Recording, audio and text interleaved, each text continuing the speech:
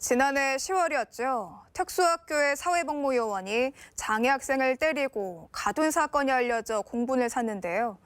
이후 정부는 장애 학생이 인권 침해를 신고할 수 있는 온라인 센터를 운영하고 있습니다. 현장인 곽동화 기자입니다. 서울의 한 특수학교에서 발달장애 학생들이 체육 수업을 듣고 있습니다. 선생님 한 명이 반 학생 6명을 온종일 맡아 가르칩니다. 학생들의 수가 특수교사 한 명이 감당하기에는 사실상 지금 좀 정원으로 법적인 정원으로 정해져 있는 수가 좀 많은 편이에요. 손이 부족한 자리는 보조 인력이 메우고 있는데 장애 학생 부모들은 보조 인력의 전문성이 부족하다고 지적합니다. 인식이 부족한 상황에서 장애 학생들을 대하다 보니 이제 그런 문제를 학교 내에서도 공익이나 이제 학교 다른 인력에 있어서 폭력을 받은 경우가 그간에서도 민원이 계속 있었고. 일반 학교 특수학급도 마찬가지. 아이가 또래들에게 괴롭힘을 당하거나 교사로부터 차별 대우를 받고 있다고 호소하는 학부모가 많습니다.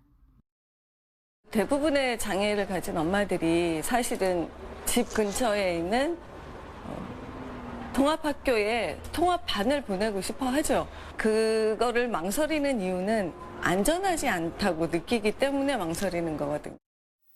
지난해 특수학교 사회복무요원의 폭행 사건 이후 정부는 장애학생 인권보호 종합대책을 내놨습니다. 우선 특수학교 사회복무요원의 특수교육 전공자를 우선 선발하고 사회적 물의를 일으킨 사회복무요원을 타 기관으로 재지정할 수 있도록 법을 바꿨습니다. 하지만 관련 학과에 다니는 군 복무 대상자는 정해져 있습니다. 전문가들은 차라리 일반 학교의 특수학급을 늘려서 사회 전반의 장애 인권 감수성을 높여야 한다고 주장합니다. 정부는 이 같은 의견을 수렴해 2022년까지 일반 학교 특수학급 1,250곳을 설치하고 특수학교 26곳을 신설합니다. 특수교육 교원을 연차적으로 늘리고 전문 상담교사와 보조 인력도 충원하기로 했습니다. 장애 학생들의 인권 교육을 강화해야 한다는 목소리도 나왔습니다. 학생들이 맞거나 폭언을 들었을 때 이게 폭행이라고 인지할 수 있도록 해야 한다는 겁니다.